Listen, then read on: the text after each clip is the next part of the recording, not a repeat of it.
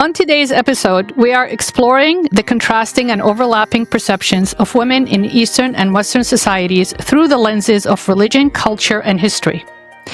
We will discuss influential female figures, highlight examples from the Quran and the Bible, and examine how women have shaped societies from the Middle East to India and Africa.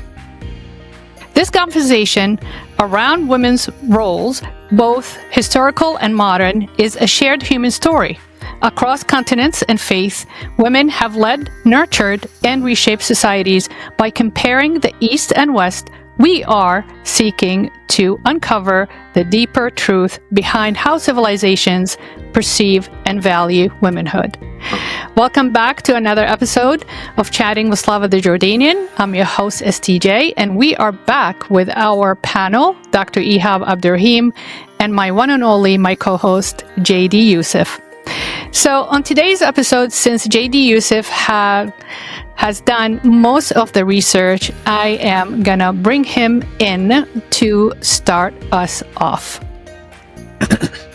Thank you, Dr. Slava, Dr. Ihab, our listeners and our viewers as well. Thank you so much. I guess to piggyback off of what Dr. Slava's started out with, I have a cultural perspective, East versus West, and I guess we could start the discussion. Some points: in many Eastern societies, women were respected as custodians of family honor and spirituality, but often limited in public life, a balance shifting in modern times. To that point, it's interesting because, in our community, specifically the Arab Christian community, we see that the women have or hold on to the faith a lot stronger and a lot more than our men. Of course, it's different dynamics. It's a work-life balance, but generally speaking, the male is usually always working. It's just kind of what it is, what it's been relegated to. Arab Christian communities historically produced strong female figures in literature and education, such as May Ziadeh, who led intellectual salons in the early 20th century. Western Christianity evolved towards emphasizing individualism, which gradually led to feminist movements, but also different family dynamics. Sure, we can probably piggyback off of points like that as well. In India, figures like Rani Lakshmibi of Chihasna become symbols of resistance and female strength during British colonialization, and forgive me if I butchered those names. African matriarchal societies such as the Akan or Ngana and the Yoruba in Nigeria have long traditions of female chiefs and queen mothers, and also later on in the podcast have some kind of beautiful examples of these key figures that we can kind of name, talk about, and just kind of bring to light. I think that's beautiful. But with that being said, Dr. Slava, Dr. Ihab, do you guys want to pick up some of these? So you just tapped into the traditional gender role expectations. You just mentioned that, which I did not know. In Christian culture, you said the women or females are a lot more religious than men. Yeah, that's just my, what I've seen, and I think people can also identify with that as well. But I guess the faith is more stronger with the females than it is in the males, and again, maybe it's just because what I've seen, from a Palestinian Lebanese perspective, again, always seeing the male out of the household working 24/7. So, but yeah, So let's expand on that. Is it because, the traditional role of a female as a mother, as a sister, as a grandmother, they're spending more time at home with the children, and their responsibilities, one of their responsibilities is to transfer that power, that religious power, to the offsprings or the kids, and make sure that those kids are well educated in the faith or in the religion of that community. Does that make sense? You think that's where that stems from? That's actually a very good point. Given the instability in our region, right? So, I think the male figure was a little bit more volatile, where the female's role was a little bit more cemented, right? Like, I can speak about my grandfather's, perspective. He did construction all over the Middle East. So he was sending money back home. He was never home. Every time he went back home, I think, that's where, I have 7 aunts and uncles. So every time he visited back home, we had, and it was like a year or 2 years, he would come out of the blue, and, that's just how it was. It was, it was very unstable, especially in our countries as well. We kind of had to go outside. But yeah. So just to clarify for our listeners and our viewers, so your grandfather worked construction back in Blad in Palestine. Correct.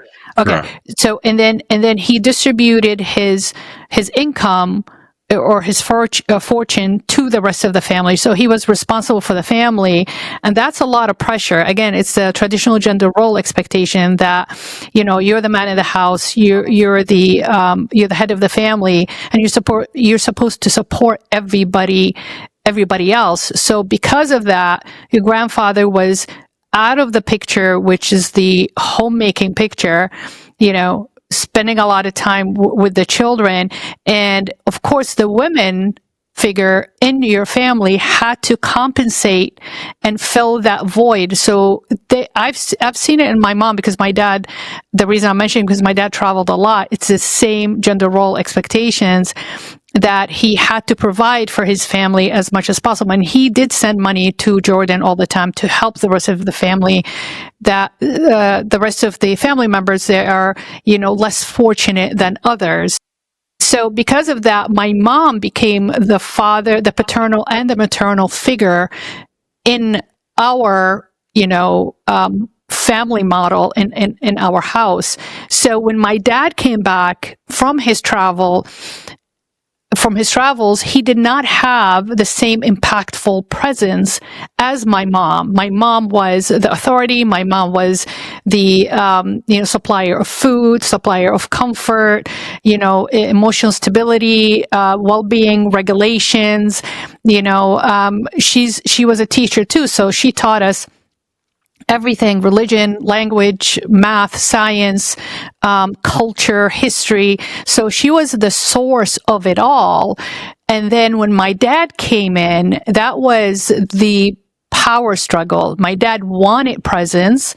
Like, he didn't want a presence as an authority. He wanted a presence like, the kids are not sharing stuff with me. I'm not sure. He used to call me. He goes, "How old are you?" After he retired, I was in high school. I'm like, "Dad, I'm freshman high school." He goes, "Okay, how old is your brother?" He just lost track of it all, that after he retired, for him to piggyback and try to catch up with that, we were not very cooperative. And until this day, I regret that. My dad has passed in 2014.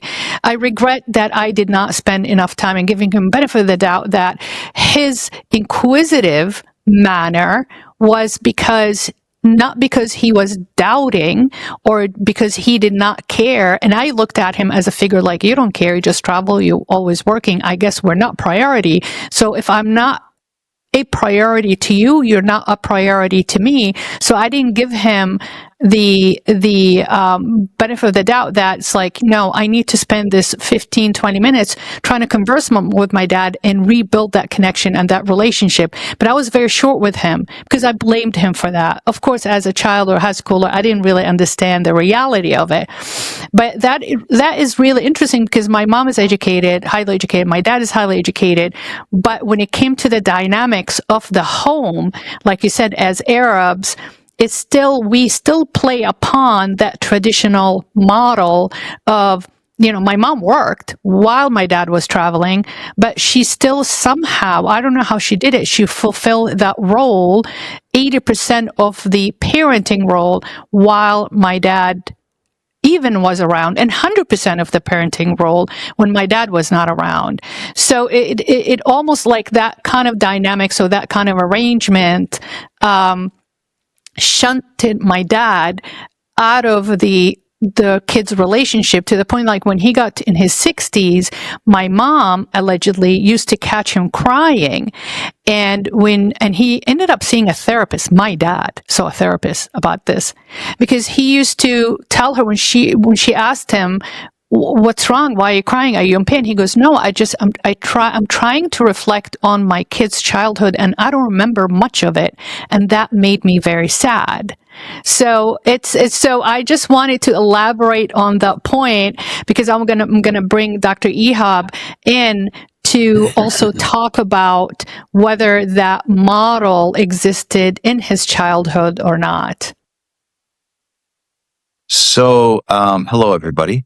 The traditional gender roles we're talking about, current versus my one generation back with my parents, for instance.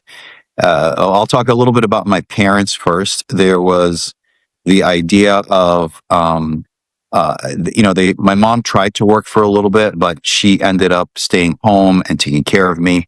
And my dad was the person that was the breadwinner that worked. And he worked a lot. He worked, regular hours, overtime hours, weekend hours. He just kept on working to make money to take care of us. And at the same time, my mom's taking care of me at home. So, kind of look at it as like that older mentality of, the spouses and the father figure taking care of the family. So I believe, and this is something that's very interesting.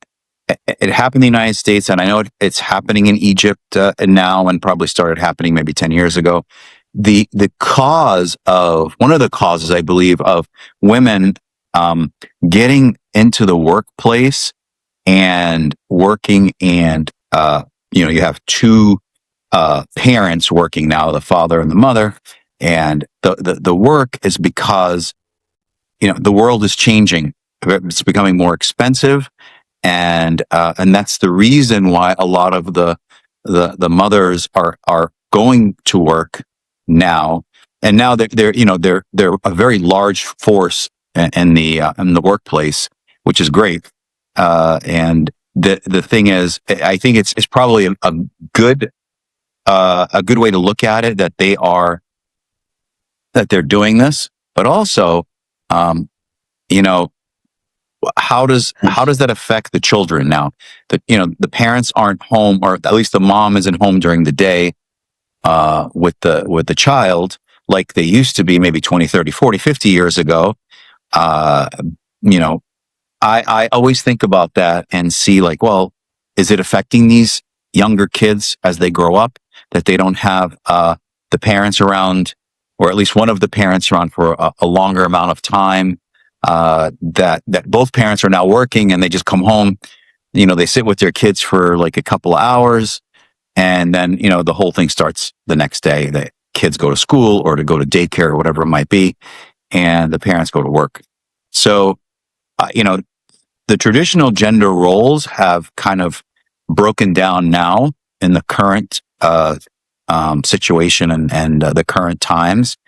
And I see that when I went to Egypt, I kind of noticed that both the men and the women, these youngsters now, my cousins, are getting married, and they're going to get engaged in December, sorry. And they're both going to be working, right? They have no children yet, obviously. They're not married yet, but they're both already, one is working as a pharmacist. He owns his own pharmacy.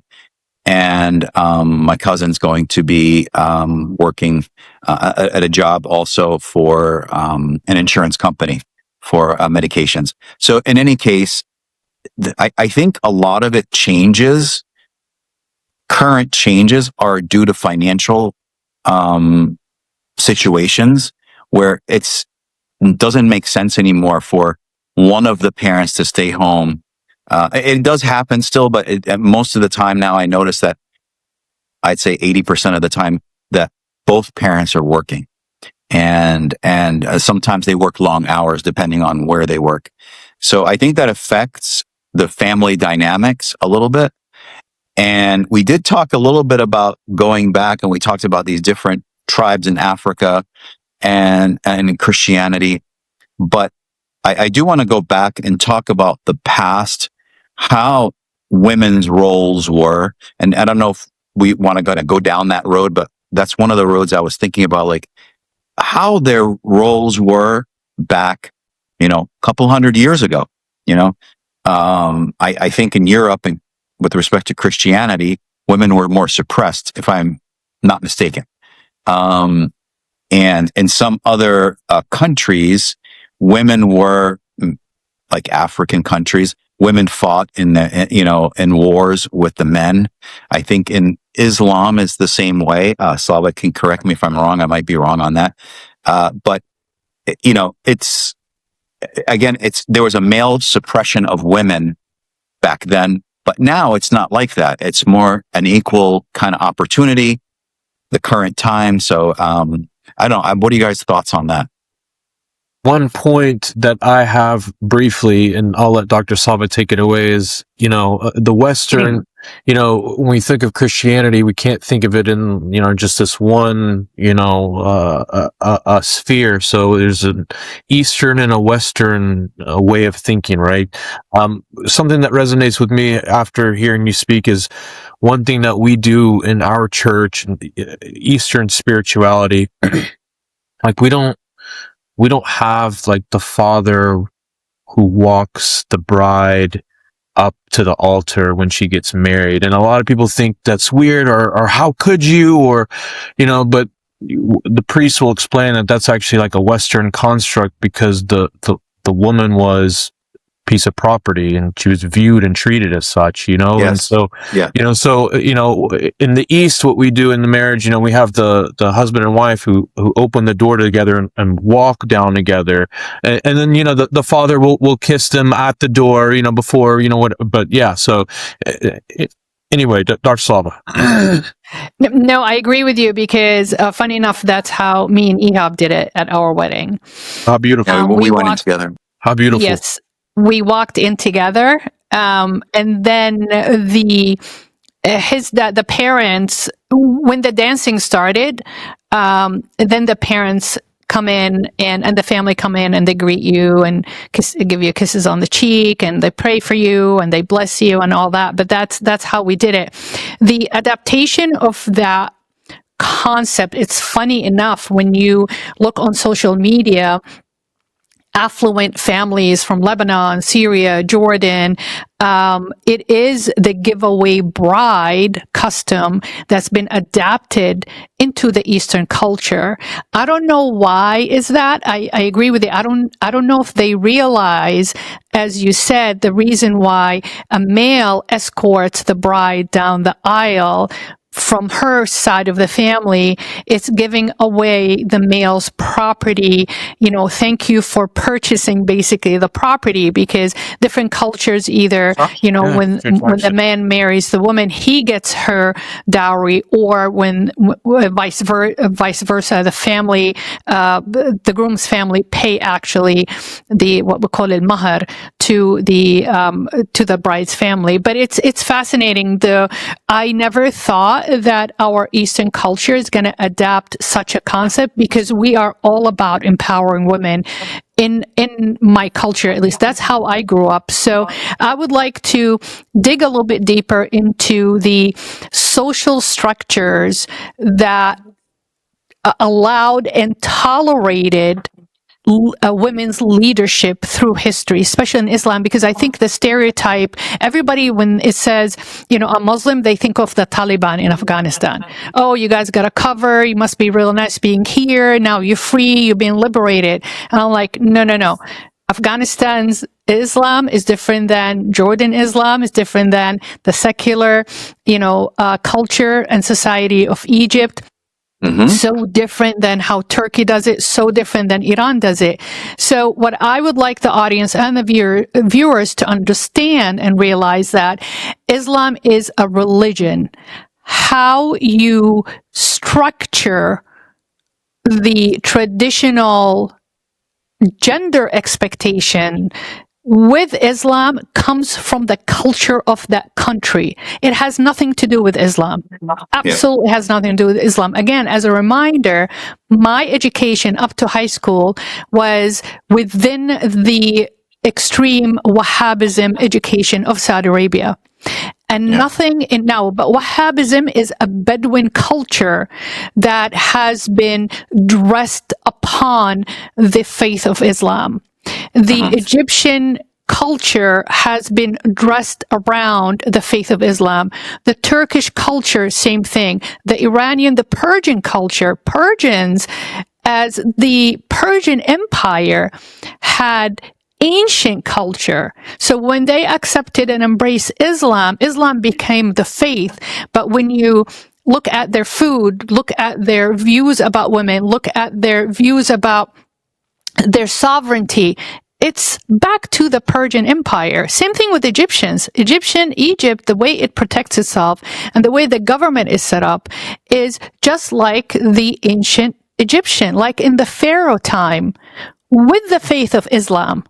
So the world needs to recognize and differentiate between, my faith is Islam, but my culture is Jordanian Palestinian. Ihab's faith is Islam, but his culture is Egyptian. Yusuf's faith is Christianity, but his culture is Palestinian. So the Arab identity, right, is a combination, and it is a very tricky balance between our cultural obligation and our faith, right? Because remember, our culture existed before our faith. It's an ancient culture. Then Islam entered our world, right? Because we're all Semites, right? So all the tribes of Arabia, where my ancestor comes from, we come from Syria, all the tribe of Levantine, they were all Jewish tribes before Sayyidina Muhammad alayhi salatu wasalam, right? So that culture just got simulated within the tradition. That's why we have so many similarity in how we celebrate our holidays, how we treat each other, how we value family dynamics between the Jewish and the Christian faith, because at the end of the day, we are all Arabs, right? Has nothing to do with faith. The Arabic culture and the Arabic belief, the Arab belief system. Remember, an Arab is everybody that identify or consider their mother language is Arabic.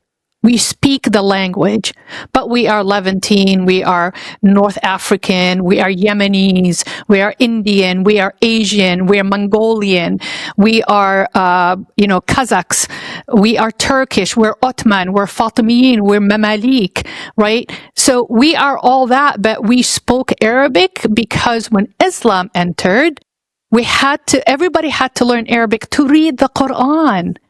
Right? So we have, for example, a team member that he's from Pakistan that works with us. He can read Arabic and he can recite when he talks to me the blessings in Arabic, and he understands what it means. But can I speak to him in Arabic? Would he understand it? No, absolutely not. He speaks Urdu and he speaks Hindi, but he can understand when I say, Salaam alaikum, alhamdulillah, right? He can read that, but that's it. That's his limitation, because he had to learn that in order to embrace Islamic faith. I just want to clarify that point for whatever it's worth to our audience and our viewers before we pick it up again. So let's go over, like I said, the social structures and the social tolerance that allowed women leadership, whether in the Islamic world, which is the Eastern world, as far as we're concerned, and also in the Western world. So one of the examples that I remember which it was so impressive when I learned in Saudi Arabia through history that I don't remember which battle, that the Rasul alayhi salatu wasalam, they were fighting a battle, and all of a sudden he looked up the hill, and one of his daughters, she was an archer. She ran up the hill and she started fighting with all the men. He did not disown her. He did not yell at her. He did not punish her after the fact. He supposedly, from what I remember, he was so proud of her that he was tearing. He was so overwhelmed with pride that he was just so emotional, Rasul alayhi salatu wasalam. But let's bring JD Yusuf in so we can go over some of the impressive data that we have collected. Yes, so and thank you for that clarification, and I think that 50,000 foot view is kind of necessary as well, just because I guess there's a lot of misinformation out there with the media and what's as you can imagine. But here are some examples of some strong female figures, stretching from again Eastern figures, Middle East to Al-Hind, India. For the Middle East, Khawla bint al-Azwar. She's a 7th century Islamic warrior who fought in early Muslim conquest, specifically the Battle of Yarmouk, and led troops. She's remembered in Arab historical narratives and modern retellings. Zenobia of Palmyra, and this is one that I remember from undergrad, a 3rd century Arab queen. I believe there's still a statue of her right outside of Latakia, if I'm not mistaken. An Arab queen who expanded Palmyrene control across Egypt and parts of Asia Minor, upward modern day Turkey, and led military campaigns against Roman authority until her defeat by Emperor Aurelian. She is an enduring regional symbol of female rulership and resistance. Shajar al-Dur, 13th century Egyptian, originally a slave consort, she later became the de facto ruler sultana of Egypt and played a major role in the transition of Mamluk rule, including during the 7th Crusade. And that's actually new to me. That's actually really cool. In the Levant and Egypt, Christian communities produced powerful women at times, patrons, queens, abbesses. The cultural contrast often lies not in scriptural prohibition, but in local social norms, to Dr. Slava's point. Some Eastern Christian traditions historically, let's see. Yeah, okay. Let's go to India and South Asia. Going back to Rani and that's R-A-N as in Nancy, Rani of Jhansi, Jhansi, 19th century. She led troops and fought British forces during the Indian Rebellion of 1857, a powerful symbol of female marital courage and resistance. Also, Nzinga Mbande, which is she's from modern day Angola, 17th century, skillful politician, military leader who resisted Portuguese colonization and used alliances to protect her kingdom. She's celebrated as a resilient warrior queen. Ironically, I think Angola is the only African country that still speaks Portuguese. It's the only one in Africa. This one, I also remember Kandake or Candace, Queen of Kush, Merowe, just south of Egypt. Powerful queen, motheress, ruler of ancient Nubia. She's actually referenced in the New Testament. Queen of Ethiopians in Acts, but this African queen resisted Roman rule, and yeah, those are some of the examples, Dr. Slava, that are very powerful. Yeah, I think a lot of people. First of all, as a Muslim, we do recognize Sayyidina Isa alayhi salam. هو المهدي المنتظر, meaning that he's the one that's coming back and he's going to save us all, save all humanity. But Sittana Maryam alayhi salam, his mom, we do recognize her as a saint, actually.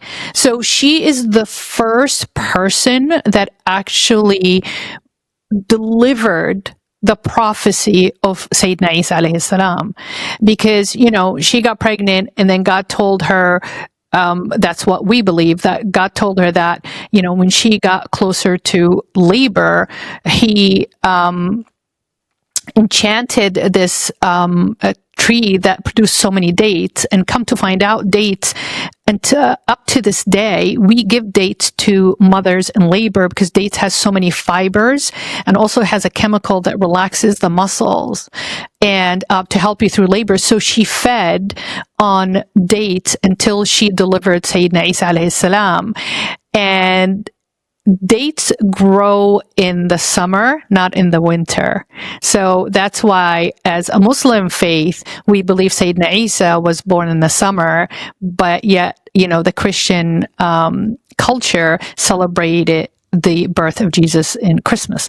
So, but that's just a little side note. But Sittina Maryam, she is the first acknowledged in our faith, in our religion, our culture, as the leader of that prophecy. Because Sayyidina Isa, when she introduced him to her town and her people, and they were accusing her of, you know, of relations, and who is this child, who's the father, you know, God forgive me, but they called him a bastard, and that's why the first miracle of Sayyidina Isa, when he spoke as an infant to protect and defend his mother, that's how holy Sittina Maryam is, that God actually sent the miracle of speech to an infant to protect her, instead of just letting her be accused of such sin.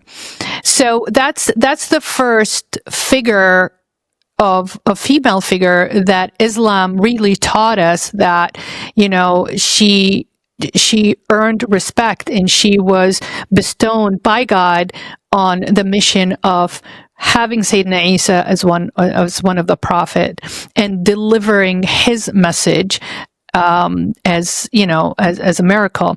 So again, the misconception is, you know, Arab women and Middle Eastern women are very acknowledged as as leaders, as warriors in some instances in our history, a religious pillar of strength, right? But the interesting is, as we walk through history, that for some reason got suppressed, right, and got denied. I was like, no. There's no such thing. Islam always discriminate against women and women's role, and they don't believe in their even existence. You know, some cultures, but again, that's cultural. That's not religion. I cannot clarify this any more than it just look at the culture, don't look at the religion. Because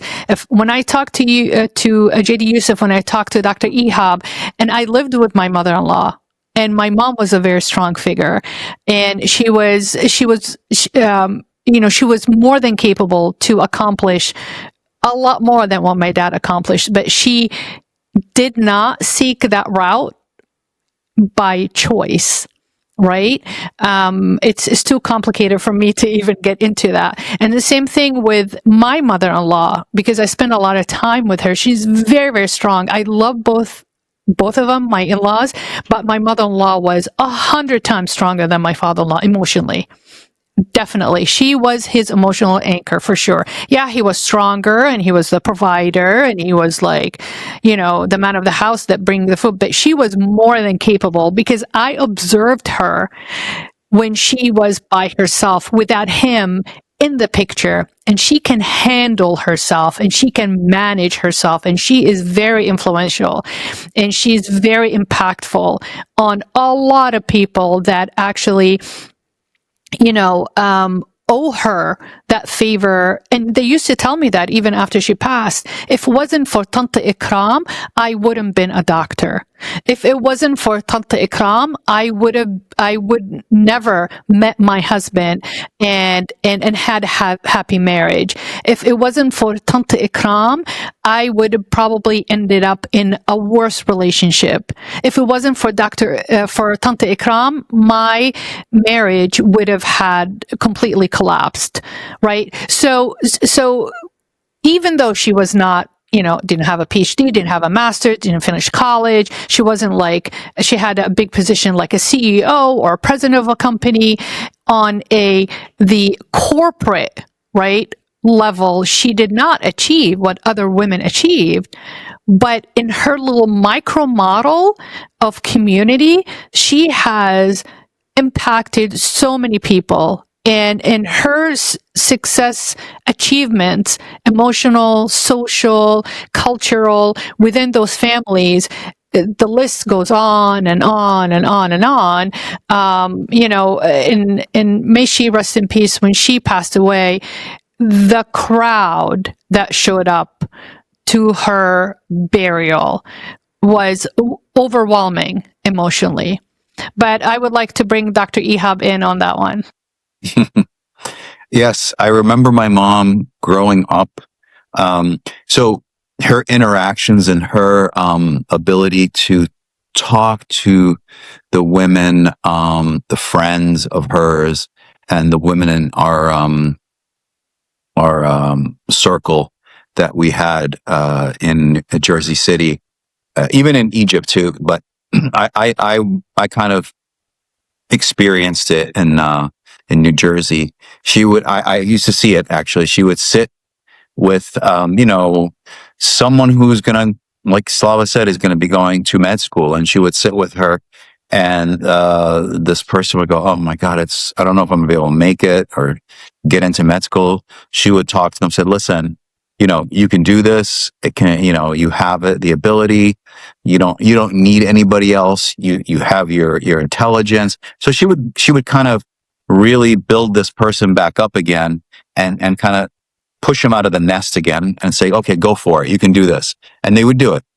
And I remember times when people would have marital problems, and they would sit with my mom, and my mom would kind of really help resolve the problem, not the full problem, but help the women through it and come up with ideas on how to interact with their husbands and resolve it with them, rather than kind of all of a sudden they fight these couple fights and they separate and they would get divorced. That's kind of the worst case scenario, but I don't ever remember that happening.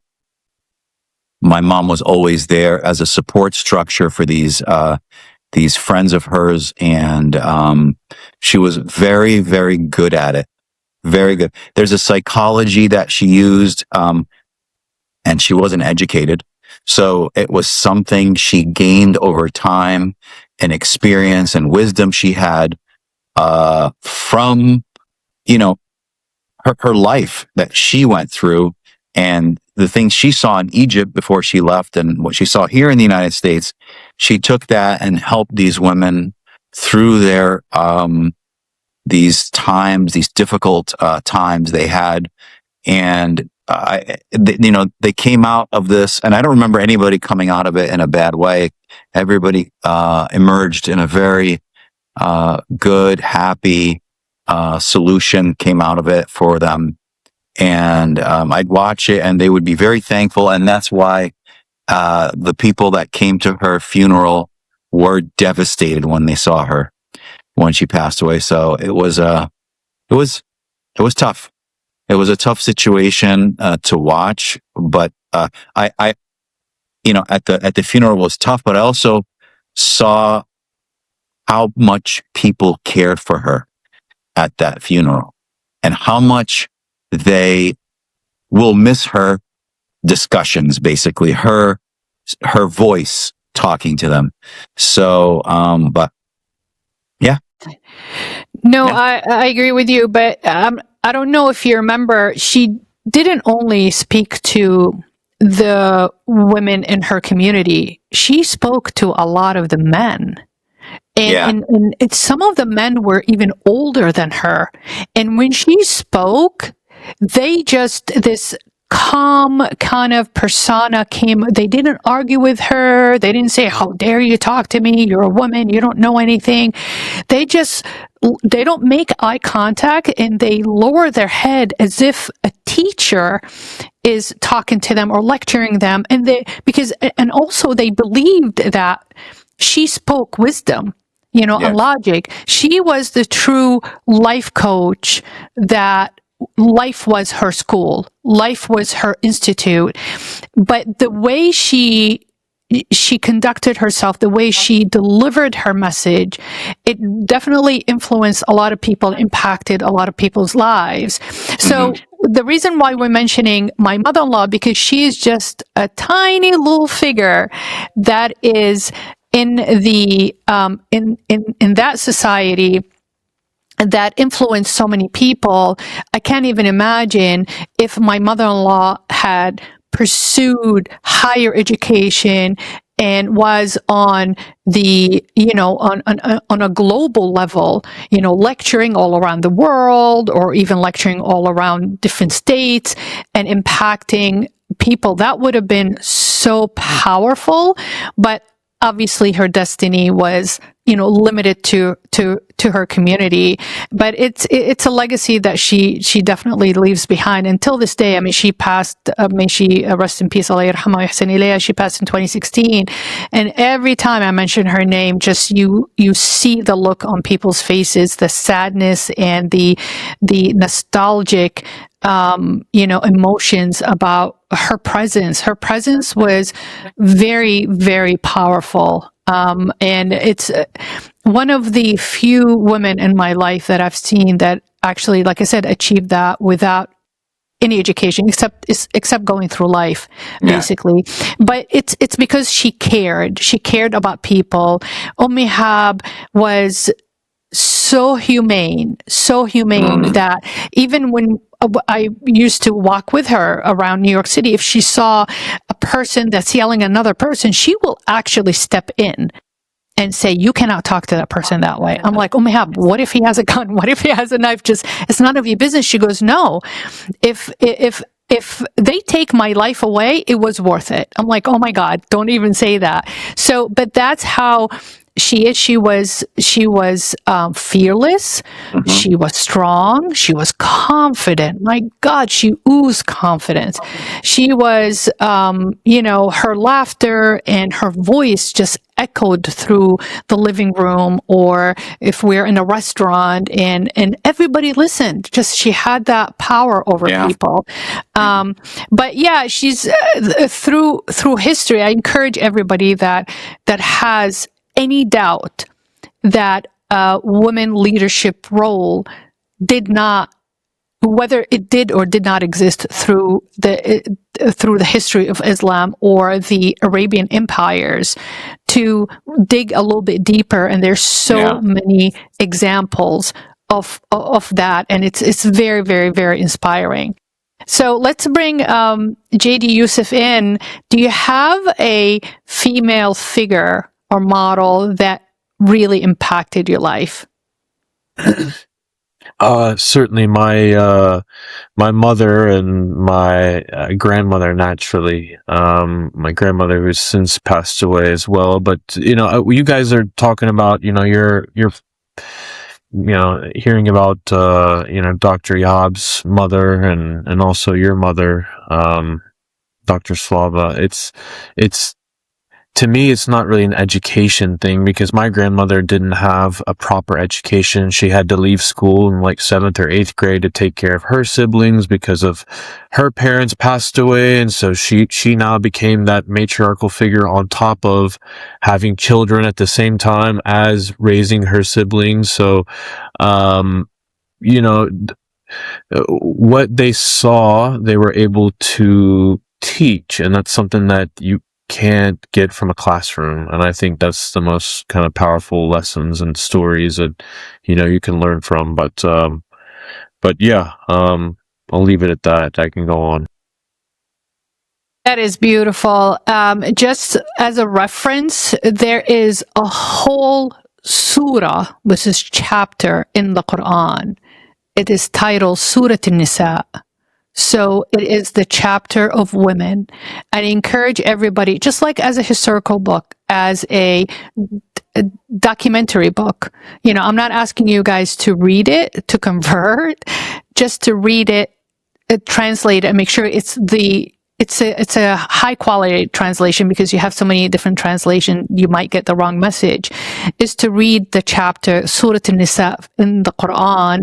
It's such a beautiful chapter.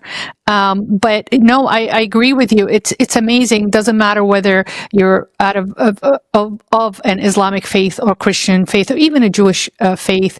Like I said, my dad had a really good friend who was Iraqi Jewish that lived in Germany or Austria. I think it's Austria. That you can't tell. I'm saying the dynamics are the same, the culture is the same, the way they go about, respecting women. She's the matriarch of the family. She is, even if she was a homemaker, it doesn't really matter. Arabian culture really admires women role in the family, and even though they are not put up front leading, they are leading behind the scenes. Trust me. They are the one that making everything happen, influencing a lot of decisions, paving the way to things to happen. But unfortunately, like JD Yusuf mentioned, the Western social media and unfortunately there are gaps in history that took that empowerment of women through the Islamic era or the Islamic empires and just suppress that. And again, we spoke about this a lot in so many episodes, as if like humanity didn't want to pick up where everybody else left off. We had to start all over, like went back to dark ages, mistreat women. Then it's like, okay, that's not a good way. There is a better way. And then we start all over again. And then another civilization comes in, or another religion come in, or whatever, another empire comes in. It's like, okay, we're going to just throw this out of the window. No more rights, no more equal opportunity, no more tolerance, because we're going to start all over again. But can you imagine if the human culture and society have actually picked up where other civilization has ended and built on that? Where would women leadership be today? Seriously, Yeah. Politically, spiritually, financially, empowerment, we would have been so advanced. But unfortunately, humanity sometimes master its mistakes instead of learning from its mistakes. And there are so many examples around the world right now that's happening that you guys, I feel like saying, you guys never learn. You guys never learn. And it's almost like when I talk to some of my team members trying to teach them something and they just ignore it or discard it, or, they don't want to consider it, and you watch them stumbling, right? It's very entertaining, stumbling, and then they come back and they say, oh, Dr. Slava, I don't know what happened. Well, you did not really learn. You're mastering your mistakes. You're not learning from your mistakes. But it is a very powerful concept to empower women, because I just feel that we see things differently. I'm not saying we're better. We're just different. And I wish society taps into the ability of how we look at things differently in order to learn from them and help humanity prosper and help humanity advance and help humanity improve.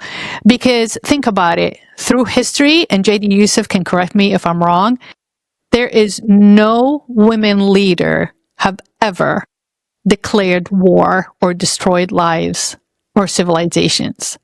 Am I correct or am I wrong? You're saying declared a war, right? Declared.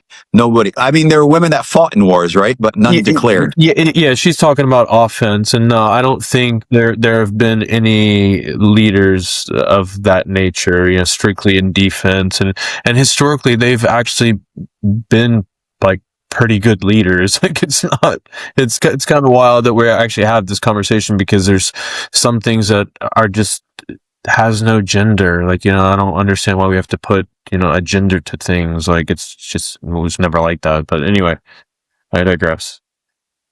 Yeah, I just I wanted to kind of jump in and say something here.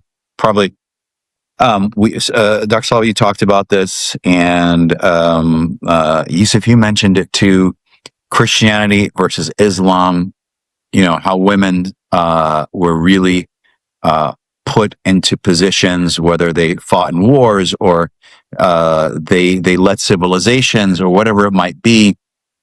I really think it's that cultural, societal, you know, male taking over because of, you know, their strength, but way back when. But I again, you know, Yusuf, you were talking about Christianity in the Arab world and versus I was talking about Christianity in Europe and how they suppress women, and it was kind of the opposite for Christianity. So, and again, right, the Taliban. We're talking about the Taliban now, how they suppress women versus Egypt, for instance. Women are in the police force, are in the military. It's not like they're you know, you're a woman, you can't do any of that. You can't do that. So that mindset is gone, right? So you have that, like Slava always says, that unlimited mindset has opened up for women across the world, whether it be because they need to get into the workforce, or it's already been like that maybe with the East, right, versus the West. Even the United States was like that back in the 50s, the 40s, the 30s. There were, you know, women were, I don't even think they were allowed to vote, if I remember correctly. I can't remember what year it was, but it wasn't like any time, like, you know, 50, 60 years ago, women were allowed to vote. I don't think they were allowed to vote till, I want to say the 50s or 60s. I don't know, Yusuf, if you know, if you remember, I don't remember the exact date, but it was like 50. When somebody says 50s, 1950s, 1960s, that's not long ago. That's not a long time. I mean, what? You know, less than 100 years or something, 70, 60, 70 years, whatever it might be. But, you know, and we're talking about the United States, right? Where, you know, it was like, wow, you know, this country is supposed to be free. You could do whatever you want. You come to the United States, everybody thinking like that. But it was actually, when you came to the United States back then, it was only the men that were free. The women weren't allowed to be free. You know, you're basically, you know, property, right? Just like in Europe, right? I mean, it's not like Europe, when they came from Europe in the, you know, 1700s here, that Europe was, oh, wow, it's so progressive. It wasn't. Europe was not progressive. They just brought it with them here, and they just made them property, same way as, you know, slaves were here. You know, they were just a little notch above the slavery, to be honest with you, in the United States. They're not given that freedom to do. I don't even think they could own land, to be honest with you. In Europe back then, and I don't believe the United States, they were allowed to own land as well.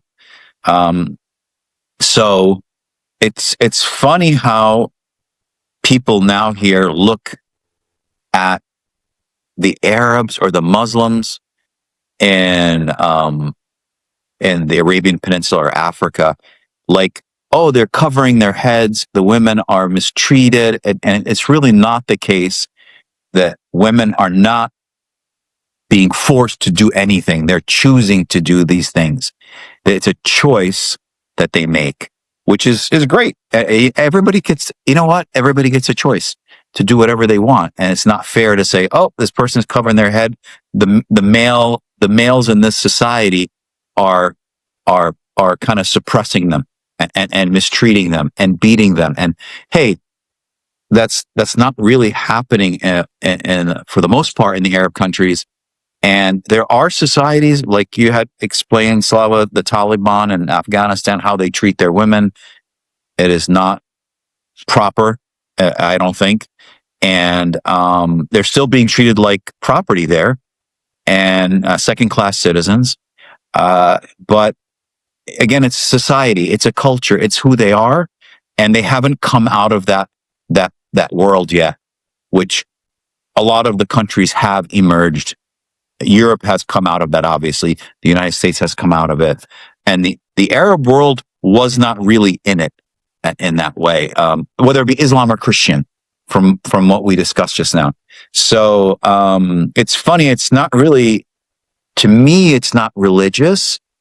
I believe it's against societal, cultural, and they use religion in a way to pick and choose to suppress the women. Back in the day, and even now in some countries. So that's kind of my thought on it. And that's kind of, I'll leave it at that. So, well, some of the arguments saying that if women were qualified, or if women qualify, or they are worth, the religion, basically, why there were no female prophets, right? So that's one of the arguments that I had to learn in Saudi Arabia to debate in the debate class. I think to be honest with you, in Islam, if I remember correctly, I might be wrong. I think Mary was a prophet, or she was considered that. So it's and I agree. Again, we look at it in a way that there's societies like, I believe in Christianity. If Mary was a prophet, I believe there were other women like Mary Magdalene. I think she was not given the the right, how do I say it? The right, yeah, I think I've heard that too, but she wasn't given her due, her due role as maybe like an apostle, because he had 12 apostles follow him originally, and like she was actually one of them, but is not named. Yes, exactly. Yeah, and why she wasn't named? She wasn't named because when back again in Europe, when they kind of were pulling together the Gospels and all that. And I believe it was a Roman ruler. Who was it that kind of brought the 5 Gospels? They chose out of there's more Gospels, but they chose the 5 Gospels. Who was it? Constantine. Yeah. Council. There was a Council of Nicaea and Council. Yeah. And think about it. What if there was a gospel written by Mary Magdalene? What if there was, and I think there was actually, but I haven't seen it, or I haven't read it or anything like that. But what if there was a gospel written by Mary, Jesus's mother? So what if there was these gospels? And I think there were writings by these women. And on top of it, one of the ways you would suppress somebody, and whether it be women or anybody enslaved, is don't educate them. If you don't educate somebody, they're going to be put in a position where they're second class, and it's once you educate. That's why women in the United States, they were back in the 50s or 40s or 30s, whatever, they were breaking free and wanting to get educated and getting at least learning. Maybe they don't go into the workforce, but they're getting educated. That education is the strength that puts them, out there to really speak for themselves and become, politicians. They go into the workforce. So when these men were to suppress the women, one of the ways is you don't educate them. And if you don't educate them, in the mind of these men is like, great, we're in control. The women can't do anything now. Slavery. It's the same mentality with slaves. Here, they're like indentured servants, basically, in a way. And if and some kind of thought, but it's just wild just to think about it. But I'm glad the world is evolving, and we've come out of that. Like I call it the dark ages for women. I'm so happy that happened, because women are easily equivalent to men intellectually, religiously, everything. Sure. There's nothing, there's no difference between the two. And Slava, Dr. Slava was right that there's no women that started any wars offensively. So, no, but it's that I can think of. Yeah, no, absolutely. You touch upon how the Western world went from, until when the suffrages movement, right, rose in the United States and also in England, that just ripple effect of in the Western world, calling for equal opportunity, civil rights for women. Women are, coming out of all the factories and the trenches and from poverty, owning their own business. But the way back when Prophet Muhammad alayhi salatu wasalam, his first wife, the love of his life, Sittina Khadija, she owned her own business. She was one of his clients, actually, that he fell in love with her. She was 20 years his senior. He met her, he was 20. She was 40 years old, established woman with her own business. And she was, Rasul alayhi salatu wasalam, allegedly, he was illiterate. She knew how to read and write. He didn't. So right there and then, that model of attraction between the two figures, that Sayyidina Muhammad alayhi salatu wasalam really appreciated strong women around him. He thrived around strong women. That's why all his wives and all his daughters, he never had a son as an heir. He adopted a boy, but he never had his own biological son. All his offsprings were girls and females, and he just loved surrounding himself around strong women. Biggest example, my father, he thrived around strong women. I noticed, my father-in-law, Abu Ihab, Allah yarhamu yahsin ilayh, he loved, although he quarreled and he fought with my mother-in-law, but he thrived around strong women, including myself. When I was around him, he will argue. When I stepped in the conversation, he will actually submit, because he appreciated and admired strong women. And I can see that in Ihab. His mother-in-law is very strong. His mom is very strong.